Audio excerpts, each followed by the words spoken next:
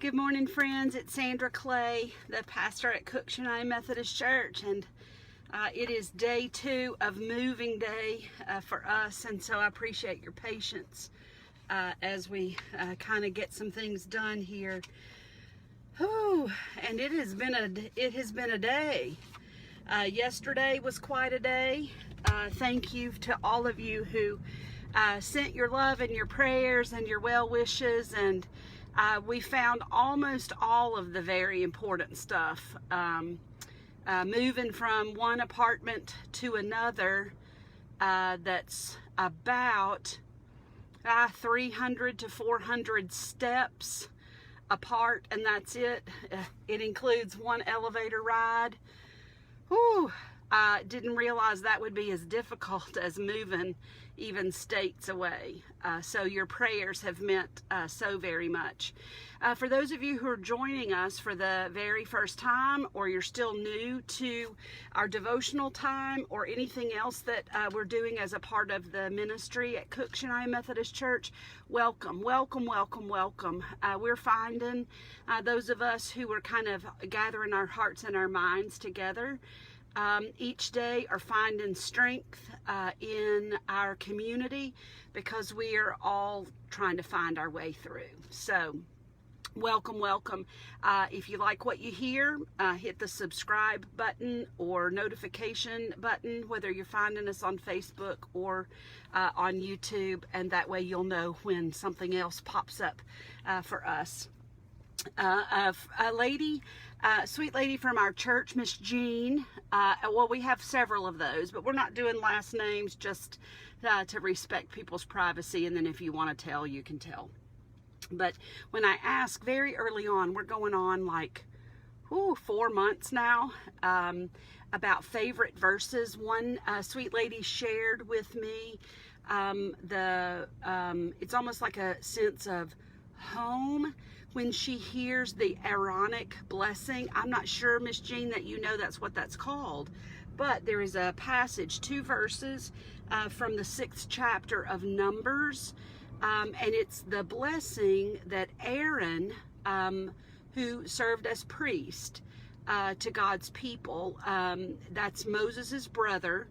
And when Moses, if you'll remember when God called him, you know, Moses was full of excuses about why he couldn't go and do what he needed to do, or what God wanted him to do.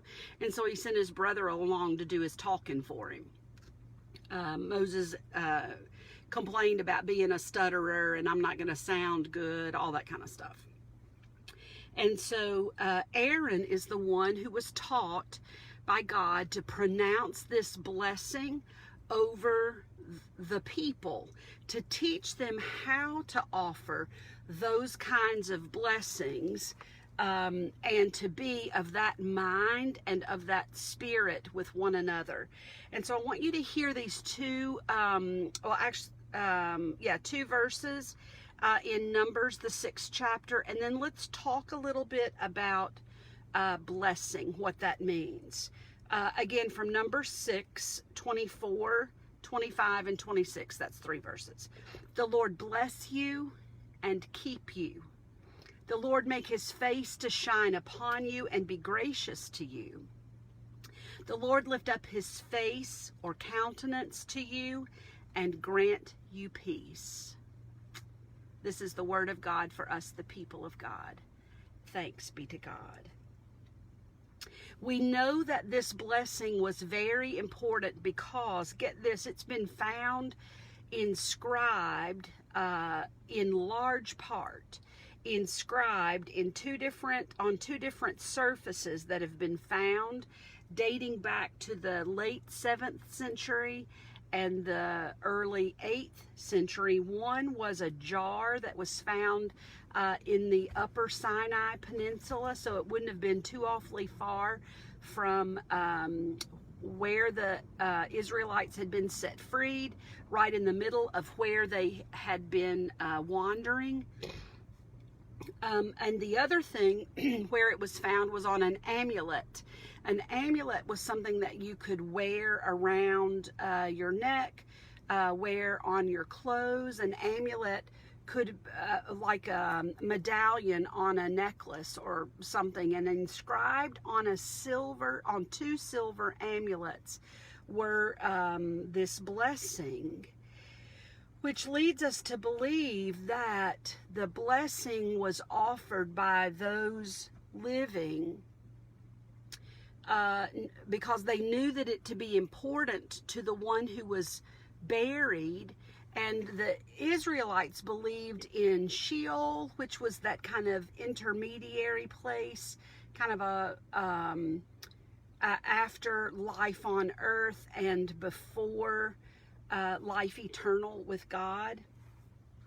And so this threefold blessing, and that's what it is. There are kind of three lines that pair these verbs or these promises together about blessing and keeping, about shining and bringing grace, about lifting up and bringing peace.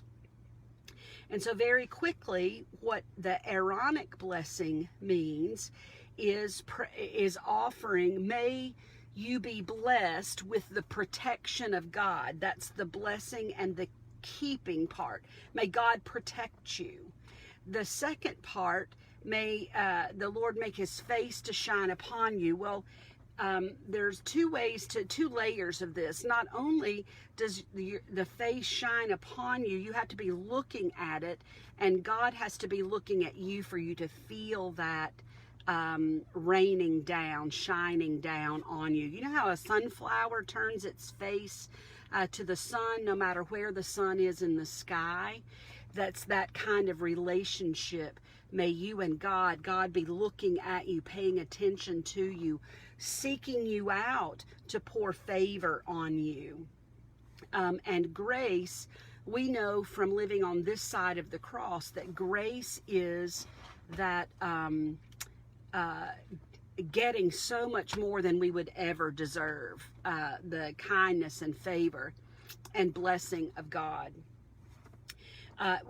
It's also the implication that God would be well disposed toward this person. And that means not only the extra gifting of grace, but in judgment, when there needs to be discipline, that mercy would be at play. And then may God lift his face to you. Lift, again, meaning turn his face toward you. May God be attentive to you and bring you fullness of life or peace. And shalom is the word there for peace, and it means wholeness and completeness. We know that this blessing functions kind of like a benediction at the end of a community gathering. So it's not just that a blessing would be offered to one person, but it would be offered kind of to all of the people gathered in this place, wherever the place is. And for the Israelites who were wandering in the wilderness trying to figure out how to follow God more completely, then it was a prayer, almost a blessing over all the people, trusting that God would safeguard their camp while they tabernacled together. And so it's very important for us to be clear about what we mean by blessing. What does God mean by blessing? So I'm going to say a hard truth. Are y'all ready?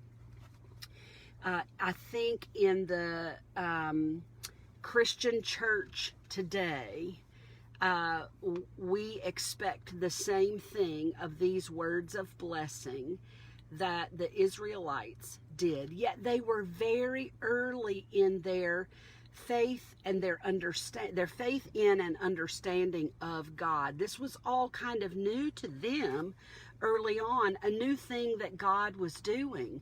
And we act as if it's a new thing for us. And if we just ask the right words, or we say the right words in a hopeful manner, then blessing will come. But think about all the ways we use that opportunity to bless somebody. Oh, in the South, we got a corner on it, y'all. Bless their heart. And that's not what we mean. Not really. Bless it. I can't tell you how many times I've heard that in the last week, we've got a new baby in our family, and she is so stinking cute. And that's what people say when they look at her precious, precious face and the newness of, bless it. What in the world does that mean for us? Bless. Bless. It is a hope. And remember, in the Hebrew and the Greek, hope is not wishful thinking, got my fingers crossed, maybe this will work out. Hope is a confidence in what we do not yet see, because we know God as a promise keeper, the one who is faithful and true, the one who is the source of all grace and all mercy. And so you and I have an opportunity all the time with every person that we meet to offer blessing, because we are thinking about them the way God would see them. And it is our prayer and our deepest hope for one another, is it not? And if it's not, I'm going to shake my finger. If it's not, then it ought to be. Now, I'm not shaking my finger just at you. I'm shaking my finger at myself. Because the way we treat one another, the way we think of one another, the way we speak to one another, and what I said in the middle there, the way we think of one another, is the very core that then feeds our actions and our thoughts. How we think about one another could lead to blessing in the way God intended for us to bless one another, and the way God will bless us, or it doesn't. Jan Richardson is a clergywoman who paints, does beautiful artwork, but also is a wonderful writer to her prayers, and her blessings over time and people and situations are quite elegant. And so the Painted Prayer Book is a blog site where you can find some of her work, and it's easy to search whatever topic that you're looking for. And so I want to read a blessing for you that my mom and my sister and I are going to be reading together this Sunday. Sunday would be my dad's 80th birthday. He was always very childlike, mischievous, has the best laugh ever, gave the best hugs, always loved fun and loved learning. And we have not only just moved Mom, we've been celebrating Dad all along the way. Yet it is bittersweet. Now my mom has been without my dad's physical presence in her life almost as long, or longer really, than they were married and present with one another. And so the changes in our lives over these days have been profound. And this is a blessing over the anniversary of a date. Even though it's the anniversary of my dad's birth, we're most mindful. So let me just tell you what we do, what's been our practice best we can. On my dad's birthday, we one of his favorite go-to birthday meals was a pork chop or some kind of pork, couple of country vegetables, lemon icebox pie. We are ready, my friends. We've done country ribs, and we've got a couple of country vegetables. Thank you, Steve and Stacy, for helping hook us up with some good peas and some butter beans. And we will have a piece of icebox pie together before the move is completed. And again, we will be praying this prayer. I want to, as I read this blessing for us, as we remember my dad's phenomenal life, I want you to be thinking about two things: the anniversaries that are difficult for you, and that you might receive this blessing as well. The other thing I want to challenge you to think about during this day is to consider how you might bless another person. How you think about them will motivate your thoughts, will motivate your speech and your actions. And I don't know that you can let that happen without considering the circumstance that that person might be in, which again means that we're thinking of others in such a way that we are determined to love in the way that we have been loved. Would you hear Jan Richardson's blessing for the anniversary of a date and for those who are remembering? I am imagining you have learned by now that time will never move quite straight for you again. No more forward only, if ever it traveled that way. Now it will be the bend and the turn of it, the curve and the cradling of it, the unfurling, the unfolding, the unwinding of it, as it arcs you around in this spiral of seasons, as it draws you around in this circle of days.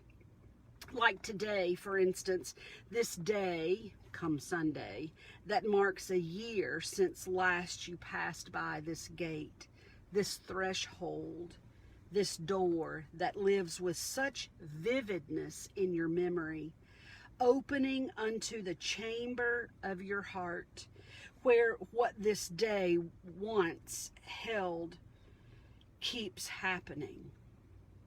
Let yourself listen for the liturgy that persists here, for the life you shared, that still opens out along secret paths. Let yourself give yourself into its hours with exquisite kindness and wondrous care. Light the candles in celebration of what remains, in the ceremony of what abides in the shelter of these hours, in the mystery of this day. Again, Jan Richardson is the one who wrote those words, but those words will help my heart, not just today, but they will help my heart come Sunday. Remember that there is a holiness and an eternal quality to my dad's life and to our relationship, because on Sunday, though I will feel a tinge of sadness that we are not physically in the same space, I will hear my dad laugh. I will remember the gifts and the lessons that he has given me with such grace and love. I will remember a measure of time that now seems boundless that God gave us together. And I will think about how I am who I am because he is in my life and because his God is my God. That, my friends, is a blessing. My dad offered that freely to me. He offered it to everybody that he knew. What blessing might you bring to the world, to a particular person, to a situation? What blessing, what promise of God might you speak? What hope for renewal or revival might you speak? What blessing will you be today? Allow God to be with you, in you. Recognize that God is around you and moving through you, and the world will be blessed because of you this day. And I am grateful. I will see you on Monday. For those of you who have not joined us yet, you are certainly welcome to join us for worship on Sundays, 9:30 live, and then the videos will be posted on our Facebook page and also on YouTube. I will be finishing up a 3-week sermon series and getting ready for another. Again, have a blessed weekend. Bye.